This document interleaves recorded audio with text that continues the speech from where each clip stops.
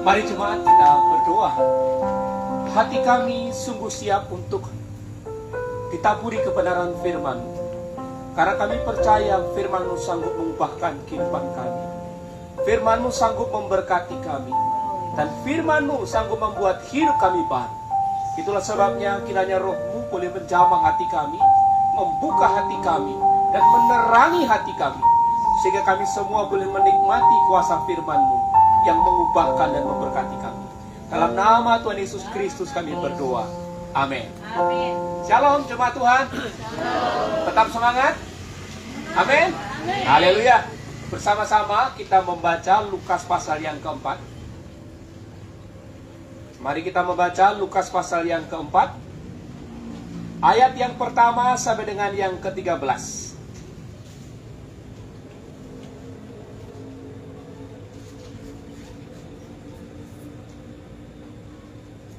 Lukas pasal yang keempat, ayat yang pertama sampai dengan yang ke-13. Judulnya di sana adalah pencobaan di padang gurun. Oke ya, sudah ketemu? Kalau sudah ketemu, kita akan membaca secara bergantian. Saya ayat yang pertama, ibu bapak sekalian, ayat yang kedua, demikian seterusnya. Yesus yang penuh dengan Roh Kudus kembali dari sungai Yordan, lalu dibawa oleh Roh Kudus ke padang gurun. Di situ dia tinggal 40 hari lamanya dan dicobai iblis. Selama di situ ia tidak makan apa-apa dan sesudah waktu itu ia lapar. Lalu berkatalah iblis kepadanya, "Jika engkau anak Allah, suruhlah batu ini menjadi roti."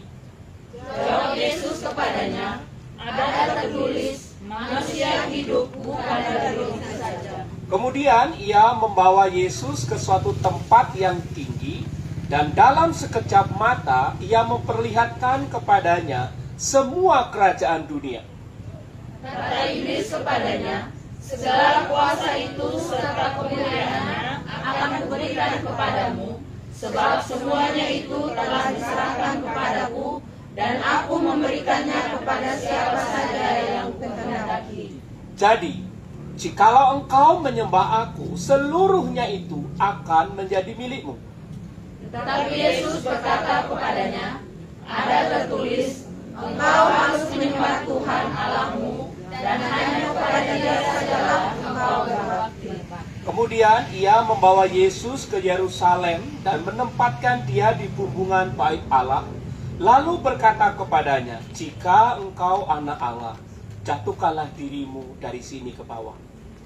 Sebab ada tertulis mengenai engkau, Ia akan memerintahkan malaikat-malaikatnya untuk melindungi engkau. Dan mereka akan menatang engkau di atas tangannya, supaya kakimu jangan terantuk kepada batu."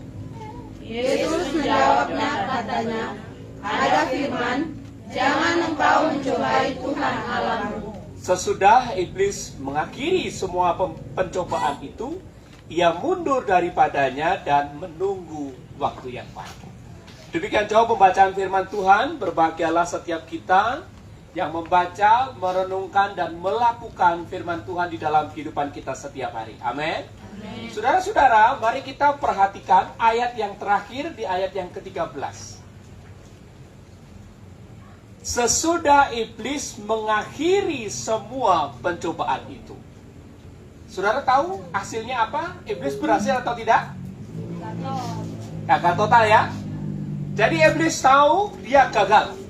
Dia tidak bisa mencobai Yesus dan membuat Yesus seperti yang dia mau.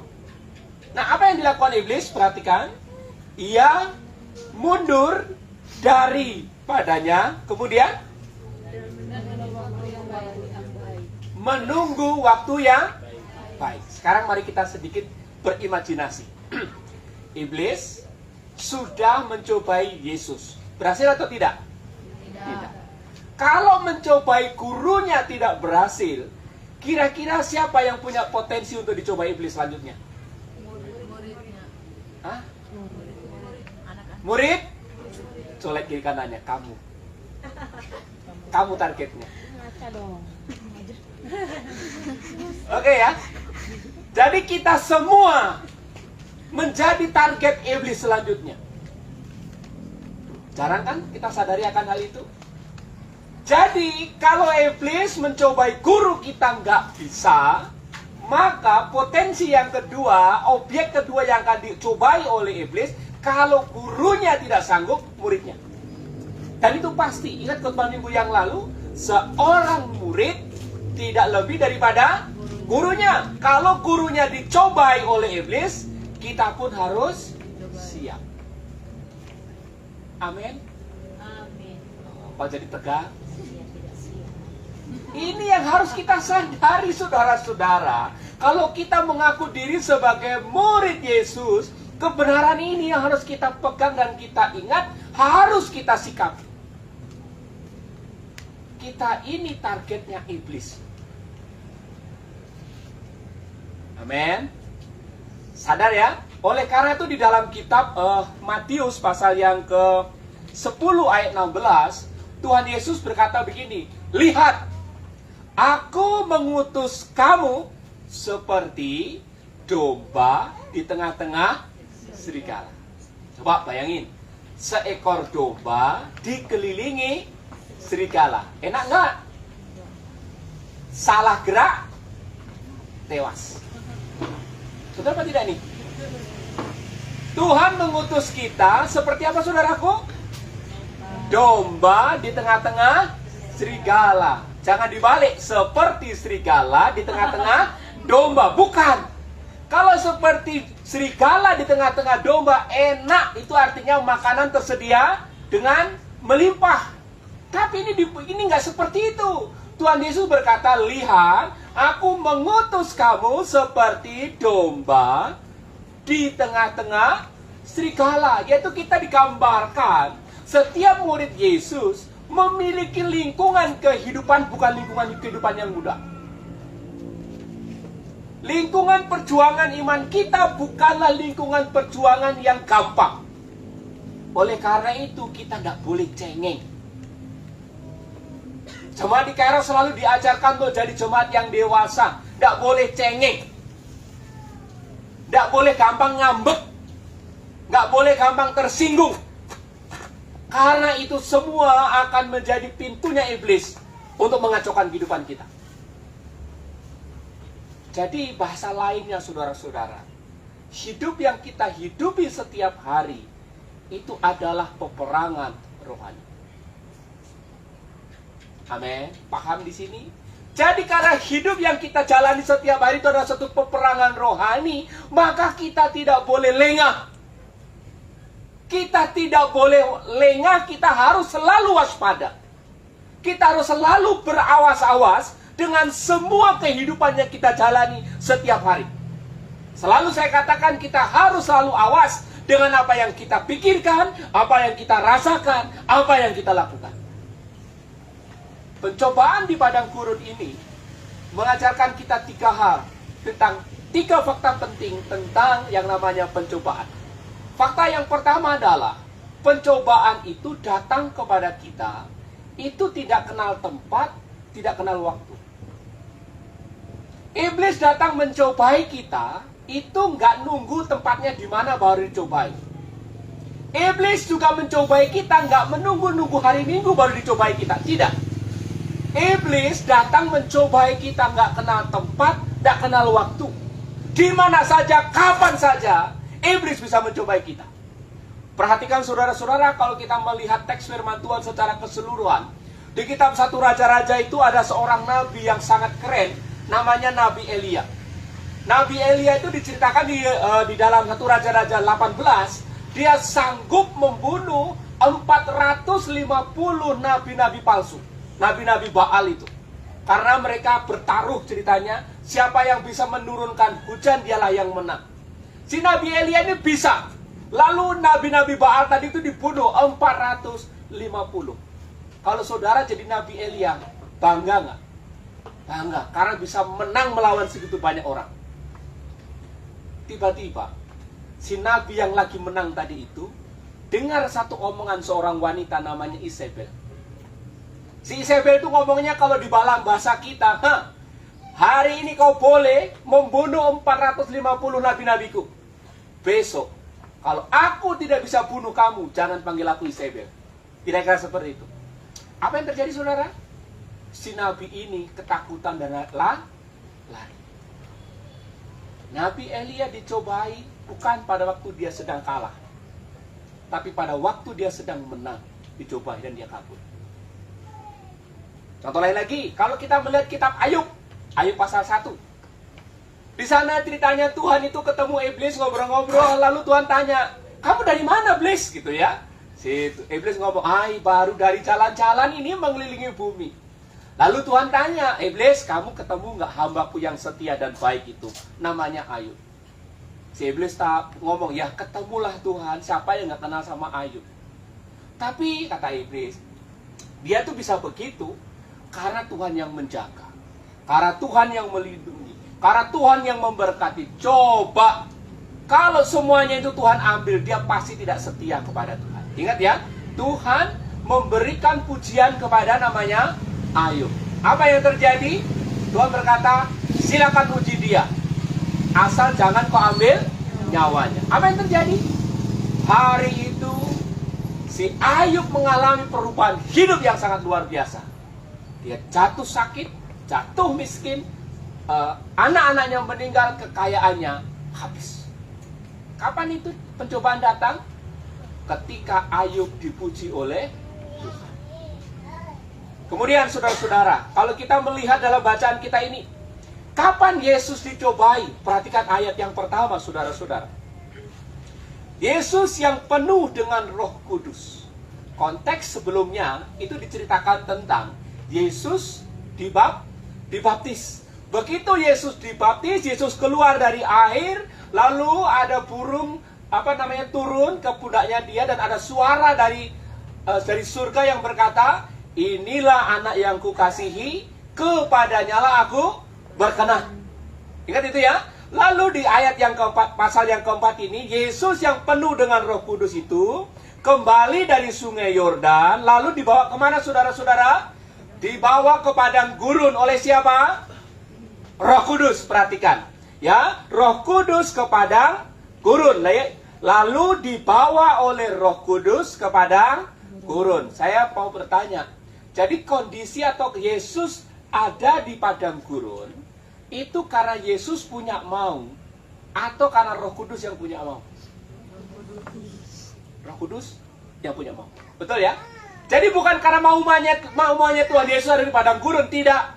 Itu karena Roh Kudus yang punya mau. Roh Kudus yang membimbing Yesus ke padang gurun. Artinya Yesus sedang taat nggak dengan pimpinan Bapa di surga? Sedang taat. Perhatikan sekarang ayat yang kedua.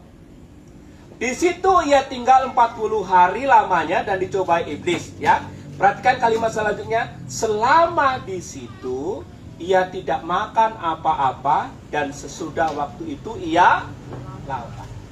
Jadi Yesus dalam keadaan taat mengikuti kehendak Bapa di surga, dia sedang berdoa, berpuasa kepada Tuhan. Iblis datang mencobai. Petrus, kapan dicobai? Pada waktu dia sedang jatuh, pada waktu dia sedang lemah imannya karena melihat gurunya sedang ditangkap. Lalu ada orang bertanya, "Kamu kan muridnya dia." Dia bilang apa? "Sumpah mati, aku tidak kenal dia." Jadi saudara-saudara, hal yang perlu kita ingat, sadari bersama-sama, realitas pencobaan dalam teks ini adalah pencobaan itu bisa datang kapan saja, di mana saja. Jadi kita dicobai bisa nggak di gereja? Bisa. Kita dicobai di rumah? Bisa. Dicobai di tempat pekerjaan? Bisa. Dicobai di jalan? Apalagi, ya kan? Di mana saja pencobaan itu bisa datang kepada kita. Kebenaran yang kedua, kerohanian yang dewasa tidak menjamin kita terbebas dari pencobaan. Saya ulang sekali lagi, kerohanian yang dewasa tidak menjamin kita terbebas dari pencobaan. Dengan kata lain, kita tidak boleh sombong. Pak Gembala, aku sudah berdoa rajin, aku sudah perpuluhan rajin, aku sudah persembahan rajin, aku sudah pelayanan rajin, sudah baca Alkitab rajin. Pasti aku tidak akan dicobai oleh iblis. Salah. Pencobaan datang itu kepada siapa saja. Mari kita perhatikan teks kita hari ini. Digambarkan di ayat yang 1, Yesus itu penuh dengan Roh Kudus. Artinya Yesus itu menjadi pribadi yang benar-benar hidupnya, kata penuh itu, dikuasai oleh Roh Kudus, dilindungi oleh Roh Kudus. Seperti kalau saudara-saudara di kampung pernah melihat ayam, induk ayam betina yang bertelur. Begitu ayam itu sudah bertelur, lalu waktunya untuk menetaskan. Apa yang terjadi dengan ayam induknya, yang betinanya? Dia jalan-jalan atau duduk diam di atas telurnya? Duduk diam di atas telurnya. Itu begitu, didingkremin begitu ya, dijaga betul. Nah, gambaran itu yang sedikit menolong kita memahami arti penuh dengan Roh Kudus itu. Artinya Yesus benar-benar dikuasai, dilindungi oleh yang namanya Roh Kudus itu. Pun demikian, ketika dia di padang gurun, iblis datang mencobai dia. Nah, saudara-saudara, ada dua hal lagi yang perlu kita pelajari dari kata mencobai ini. Kata mencobai yang pertama kita perlu pahami adalah aktivitas iblis mencobai. Ketika kita melihat tata bahasanya, itu bukan aktivitas yang sekali dilakukan. Tetapi iblis mencobai Yesus itu selama 40 hari. Jadi selama Yesus ada di padang gurun itu, Yesus terus-menerus dicobai oleh iblis. Bisa paham saudara? Jadi selama 40 hari, iblis terus-menerus mencobai Yesus. Nah, yang kedua, kata mencobai di sini memiliki arti iblis itu ngetes. Ngetes dalam arti yang negatif. Iblis ingin membuktikan bahwa Yesus itu bukan anak Allah. Tahu saudara-saudara, kalau saudara beli emas, untuk membuktikan itu emas murni atau bukan, diapain? Dibakar. Ya toh? Atau kalau nggak mau dibakar, pakai apa? Pakai magnet. Kalau emas itu pakai magnet nempel, berarti itu bukan emas murni. Nah, tujuan iblis mencobai di sini, iblis ingin membuktikan bahwa Yesus itu bukan anak Allah seperti yang Bapa di surga sampaikan pada waktu Yesus itu disalib. Dan berapa kali saudara-saudara diuji? Yesusnya berkali-kali. Berapa hari? 40 hari. Saudara-saudara, kebenaran ini kiranya menyadarkan kita semua sebagai murid-murid Yesus. Pola yang sama juga akan iblis kerjakan kepada kita. Kerohanian yang mantap sekalipun tidak menjamin kita terbebas dari namanya pencobaan. Sehingga hari ini saya mengajar kita semua, kita tidak boleh lagi mengeluh kepada Tuhan. Tuhan, aku sudah rajin pelayanan. Aku sudah rajin memimpin kebaktian ini dan itu. Aku sudah memberikan waktu, hartaku untuk Tuhan. Tetapi kenapa kok masalah begitu banyak? Mulai hari ini nggak boleh lagi terluar dari mulut kita. Karena apa? Yesus pun mengalami hal yang sama. Justru kalau hari ini kita giat melayani Tuhan, kita giat bersungguh hati memberikan seluruh tenaga harta kita untuk kemuliaan Tuhan, dan kita dicobai oleh iblis, kita harus bersyukur kepada Tuhan. Karena apa? Ini alat untuk membuktikan kesungguhan imanku kepada Tuhan. Amin.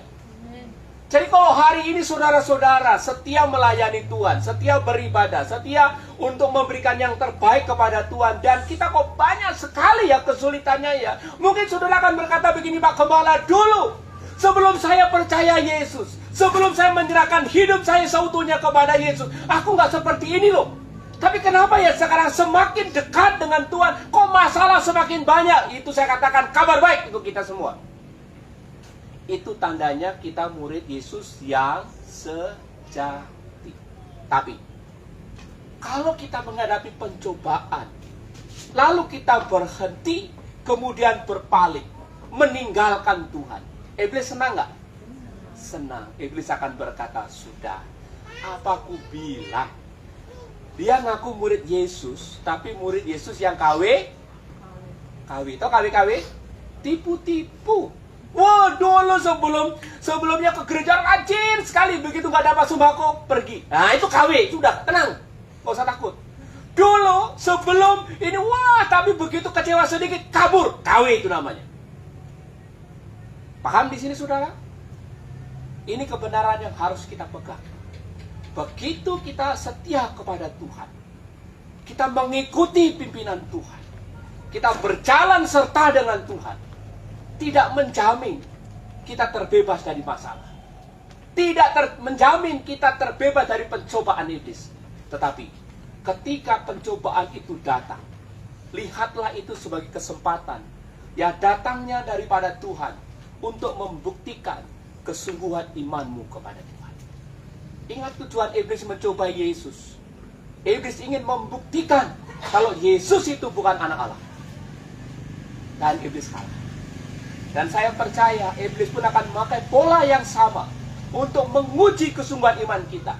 Benar nggak jemaat Kairos ini murid-murid Yesus? Kalau bukan murid-murid Yesus pasti terpental.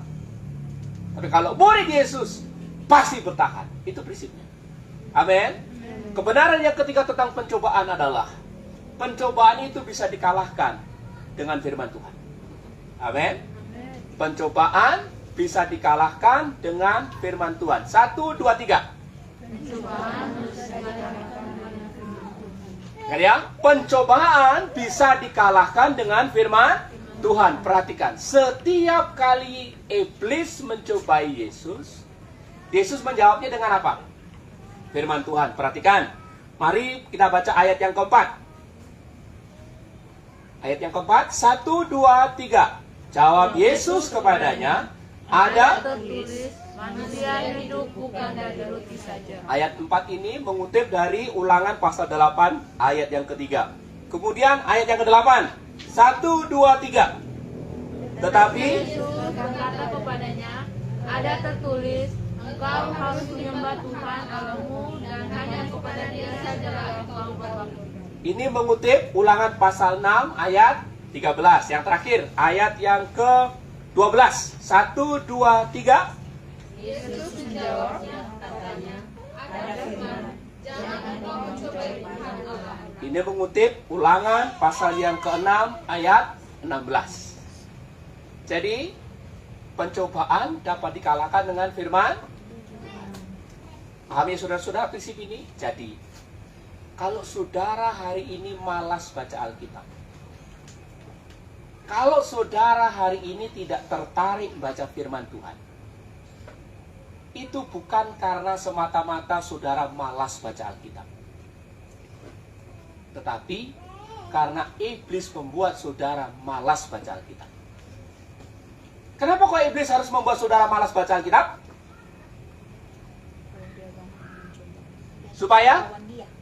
Supaya kita tidak bisa melawan dia.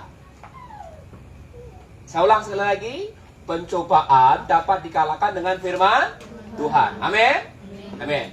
Jadi kalau saudara-saudara hari ini tidak suka membaca firman Tuhan, itu bukan semata-mata saudara malas, bukan.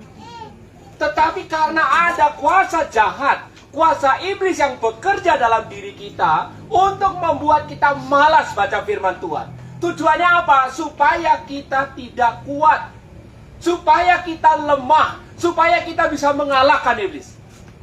Supaya kita tidak bisa mengalahkan iblis, maksud saya. Bisa paham di situ? Iblis kalah dengan apa? Firman Tuhan. Jadi kalau kita menguasai firman Tuhan, iblis semakin lemah. Semakin kita mengabaikan firman Tuhan, iblisnya semakin kuat nggak dalam hidup kita? Kuat. Amin. Jadi kalau hari ini saudara malas baca Alkitab, siapa sebenarnya yang rugi? Hah? Kita. Itulah sebabnya setiap hari Ibu Gembala men-sharingkan firman Tuhan di grup kita. Tujuannya sederhana. Ingat Efesus pasal yang ke-6 ayat 17.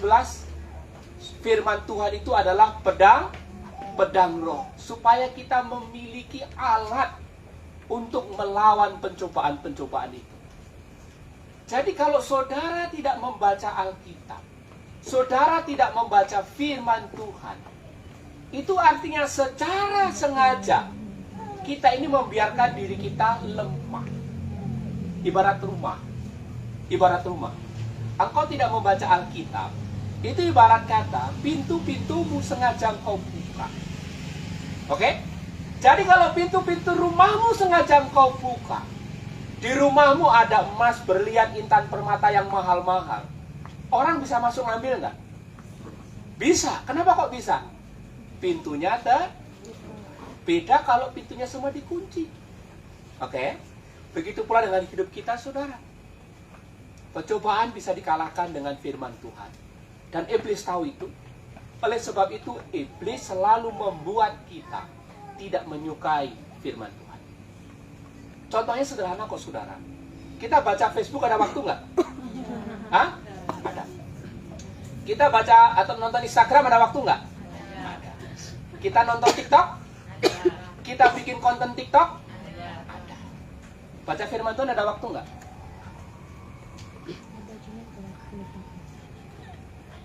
Saudara, ini loh ada kerja iblis di situ.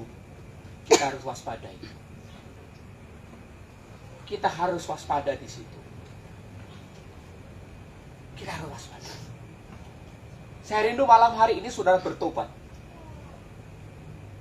Kalau hari-hari yang lalu kita abai pada firman Tuhan, hari ini waktunya kita untuk memulai mencintai firman Tuhan. Supaya apa? Supaya kita tidak terus-menerus jadi korbannya iblis. Supaya kita bisa mengalahkan iblis. Jawabannya sangat sederhana. Kuasai firman Tuhan. Hidupi firman Tuhan itu. Izinkan firman Tuhan untuk mengubah kehidupan kita. Dan itulah yang bisa mengalahkan iblis. Kasih tahu kiri kanannya, baca firman Tuhan.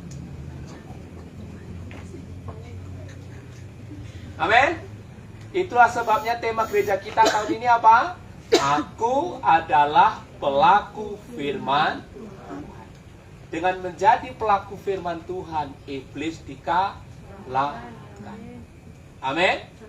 Jadi nggak usah tengking kiri kanan, ya cari-cari masalah kiri kanan, nggak perlu. Cukup jadi pelaku firman Tuhan, iblis sungkan dengan kita. Amin. Kok nggak yakin banget ya? Atau jangan-jangan saudara-saudara nggak suka baca Alkitab. Hari Minggu saja kalau Pak Gembala ngajak baca Alkitab, baru terpaksa buka Alkitab. Bertobat ya. Kasih tahu yang keras, sambil pukul juga boleh. Bertobat gitu, bertobat.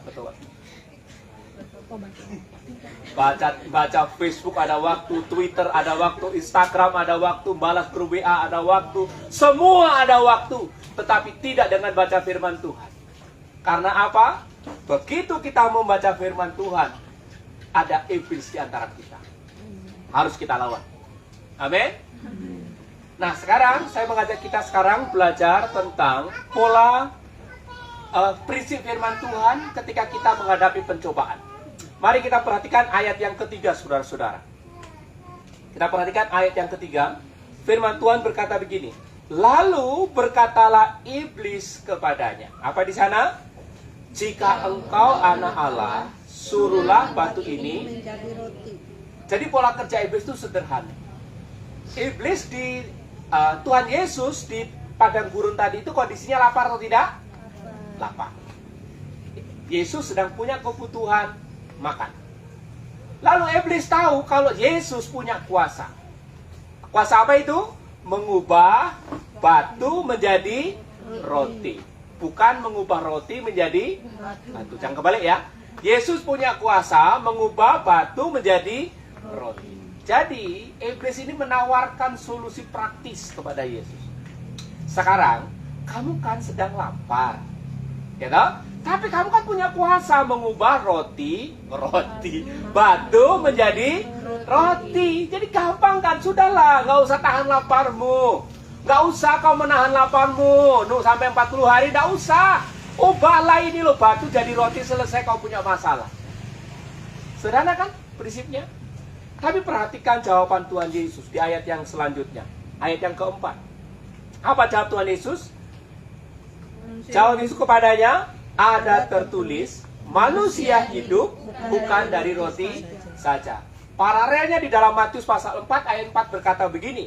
Tetapi Yesus menjawab, ada tertulis, manusia hidup bukan dari roti saja, tetapi dari setiap firman yang keluar dari mulut Allah. Apa maksudnya perkataan Yesus ini? Maksudnya begini saudara-saudara, untuk memahami ayat ini, kita harus melihat konteks pembicaraan di dalam Ulangan pasal yang ke-8. Di mana ketika bangsa Israel keluar dari tanah Mesir menuju tanah perjanjian, ketika mereka ada di padang gurun itu, setiap hari Tuhan memelihara kehidupan mereka. Dengan memberi apa saudara? Mana dari surga. Ngerti di situ ya? Lalu Tuhan berfirman apa? Setiap keluarga, setiap pagi harus mengambil sesuai dengan kebutuhannya hari itu. Kecuali hari menjelang hari Sabat. Jadi hari Sabatnya mereka itu hari Sabtu. Berarti kalau hari Jumat mereka harus mengambil 2 bagian. Jadi maksudnya begini. Minggu sampai Kamis, kalau kebutuhan keluarganya 1 hari 1 kilo, mereka hanya boleh mengambil 1 kilo. Untuk hari Jumat mereka mengambil 2 kilo. Kebutuhan hari Jumat dan kebutuhan hari Sabtu. Paham di sini? Ketika mereka iseng misalnya. Tahu ya iseng? Jadi hari Jumat yang harusnya ngambil 2 kilo, ngambil 2,5 kilo. Apa yang terjadi? Yang 0,5 kilo itu busuk. Paham di sini? Apa yang mau Yesus ajarkan dalam bagian itu? Kamu butuh makan? Ya. Perutmu pengen kenyang? Iya. Tapi ada satu yang jauh lebih penting. Engkau tidak boleh melanggar firman Tuhan hanya untuk makan. Firman Tuhan harus lebih utama daripada apapun. Paham di sini? Ingat, Yesus di padang gurun itu karena dipimpin oleh siapa? Roh Kudus. Jadi karena Yesus disuruh ada di situ oleh Roh Kudus, pastilah Roh Kudus memberitahu apa yang harus dilakukannya. Dan Yesus memilih tetap lapar, meskipun dia bisa membuat batu menjadi roti untuk mengatasi lapar. Dia memilih tidak melakukan itu, karena itu bertentangan dengan firman Tuhan. Kebenaran ini harusnya menjadi kebenaran bagi kita semua murid-murid Yesus. Kita butuh makan, ya. Tapi bukan berarti harus menghalalkan segala macam cara untuk dapat makanan. Kita butuh mencukupi kebutuhan hidup kita, yes. Tapi bukan berarti harus mengubarkan prinsip-prinsip firman Tuhan. Amin. Siap saudaraku? Begitu pula ketika Tuhan memberkati kita. Berkat yang Tuhan berikan kepada kita itu harus digunakan bukan sesuka kita, sampai kita melupakan dan melanggar firman Tuhan. Prinsip kebenaran yang pertama, batu menjadi roti, mengajarkan kepada kita firman Tuhan itu harus lebih tinggi daripada apapun. Bahkan dalam teks kita hari ini, kalau kita merenung lebih dalam, kita harus siap lapar agar tidak melanggar firman Tuhan. Siap saudara? Aku lebih baik lapar daripada hidup melawan firman Tuhan. Ini yang diajarkan oleh Yesus guru kita untuk kita semua. Dengan kata lain, tidak boleh berkompromi untuk bisa mendapatkan makanan. Tidak boleh menghalalkan segala macam cara untuk bisa mengenyangkan perut kita ini. Kita harus punya prinsip yang sederhana. Biar hanya singkong rebus, tapi kalau itu sesuai dengan firman Tuhan, itu baik bagi. Amin. Amin saudara. Kayaknya berat banget ya. Halo. Ini pengajaran firman, saudara-saudara. Ini pengajaran firman. Sekali lagi, kenapa kok Pak Gembala kok banyak begitu seperti ini? Karena kami menyadari ibu bapak diutus seperti domba di tengah serigala. Ibu bapak harus diperlengkapi dengan firman yang benar, dengan prinsip-prinsip firman yang benar, supaya ibu bapak selamat di luar sana. Kebenaran yang kedua, mari kita lihat ayat 6 sampai dengan ayat yang ke-7. Ya, Yesus dibawa ke atas bumbungan bait Allah. Ya, lalu iblis menunjukkan dalam sekejap mata seluruh apa saudara? Kerajaan yang ada di bumi. Lalu iblis ngomong sama Yesus begini. Nah, Yesus, lihat. Kamu lihat kan seluruh kerajaan di bumi? Ini semua nih akan menjadi milikmu. Otomatis akan menjadi milikmu. Kamu nggak usah mati di atas kayu salib, nggak usah. Kamu nggak usah harus dihina, disiksa, dianiaya, nggak usah. Semua ini akan otomatis menjadi milikmu. Kalau kamu sujud, menyembah kepada. Gampang nggak? Gampang nggak?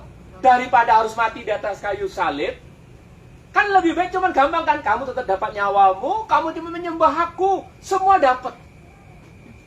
Tapi apa jawaban Yesus? Mari kita perhatikan.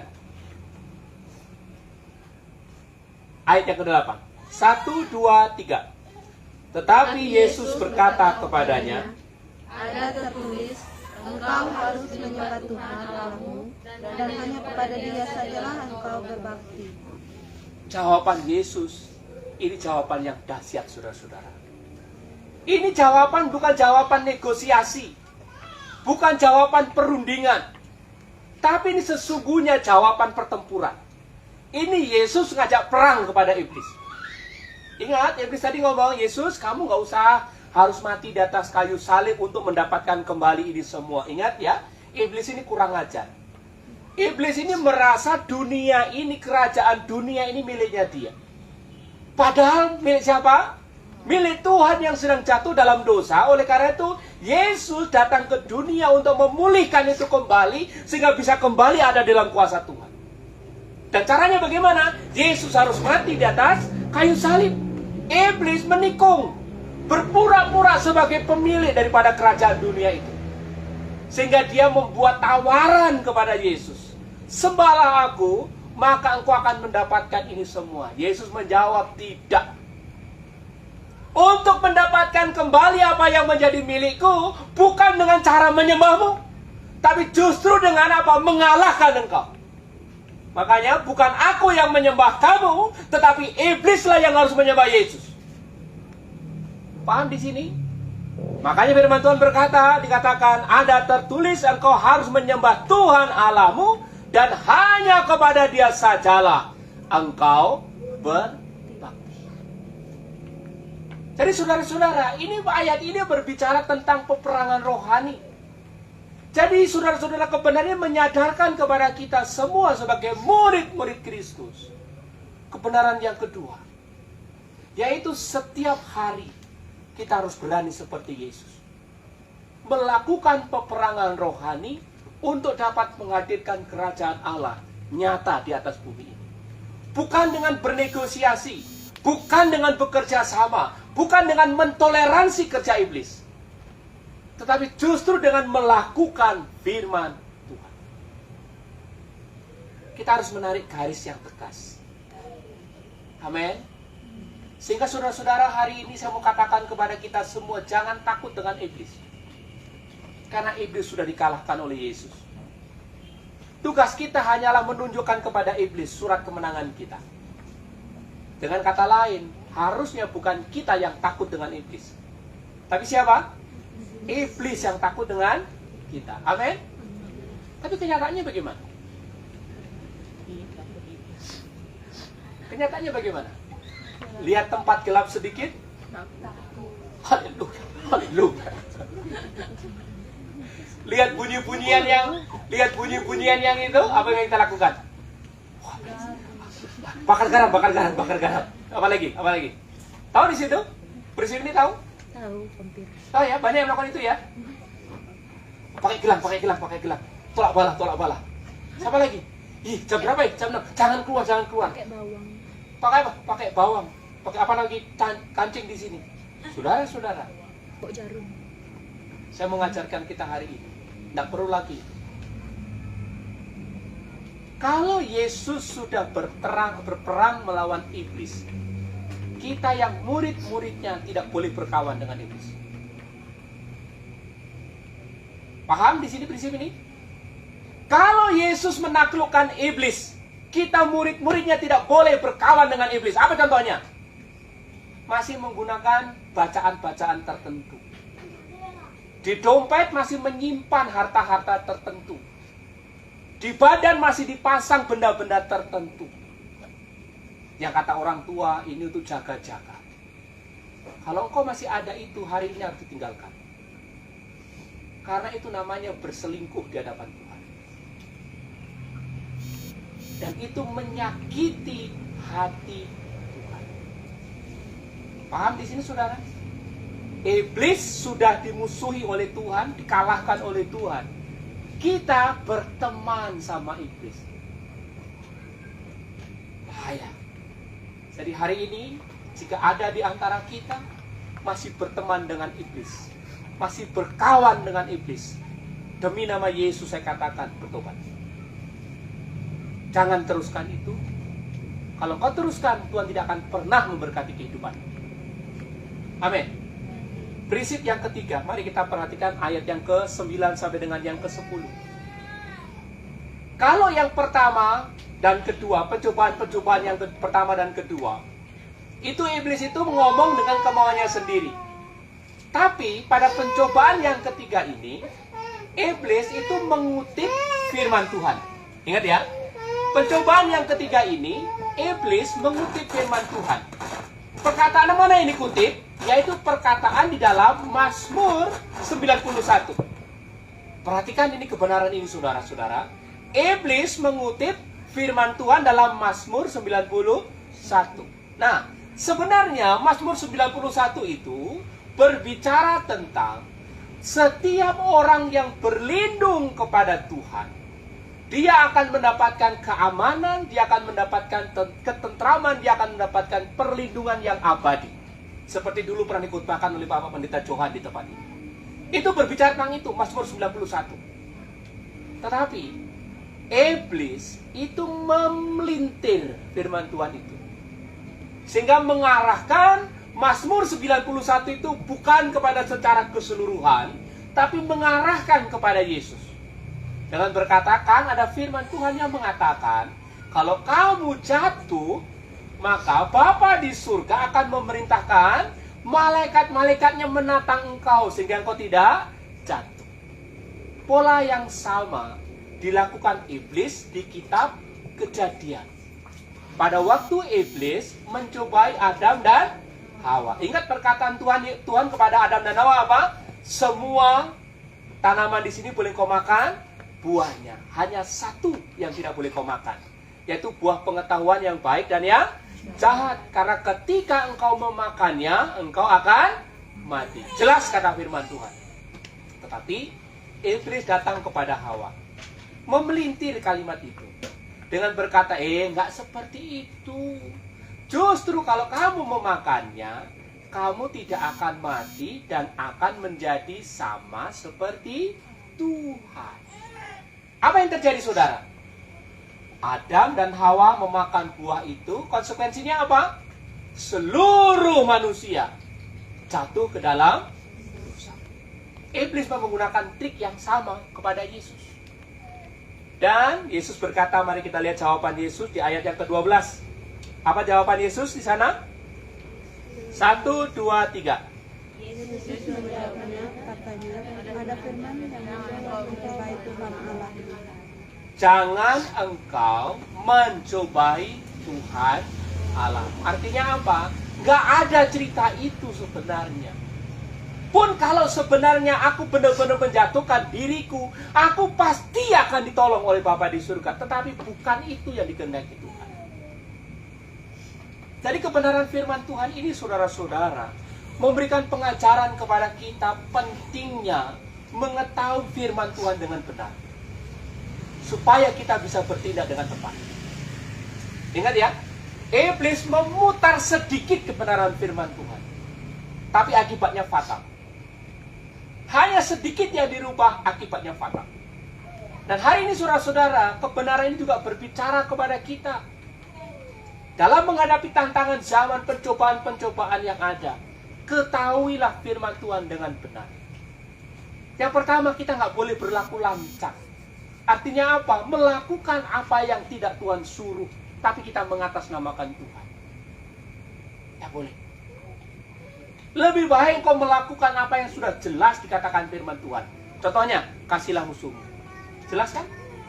Berdoalah bagi orang yang menganiaya kamu. Jelas kan? Itu sudah dilakukan. Nggak usah yang lain. Yang kedua, saudara-saudara, kita perlu memikirkan dan menggumuli, jangan berlaku sembrono. Dalam hidup ini kita nggak boleh berlaku sembrono. Maksudnya apa? Yang pertama, jangan kita memanipulasi firman Tuhan untuk kepentingan diri sendiri. Contoh dilakukan oleh iblis. Ingat, iblis mencoba Yesus untuk ngapain?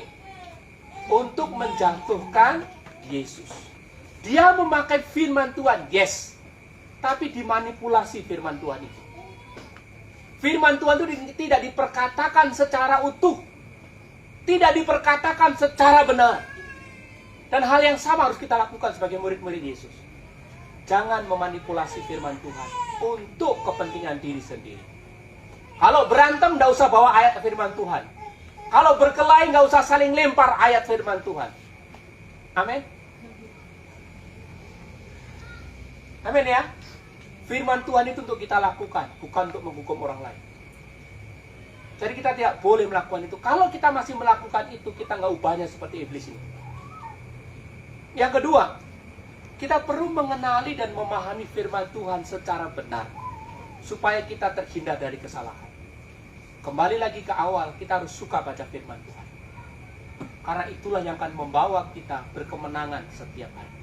Kiranya tubuh dan darah Kristus yang mulia itu, yang akan selalu menguatkan, menghibur dan meneguhkan iman kami di tengah-tengah perjalanan iman kami yang begitu sulit di tengah-tengah dunia ini. Sehingga mulai malam hari ini kami hanya berjalan bersama dengan Yesus, hanya mengiring Yesus, dan hanya untuk Yesus sampai selama-lamanya. Dalam nama Tuhan Yesus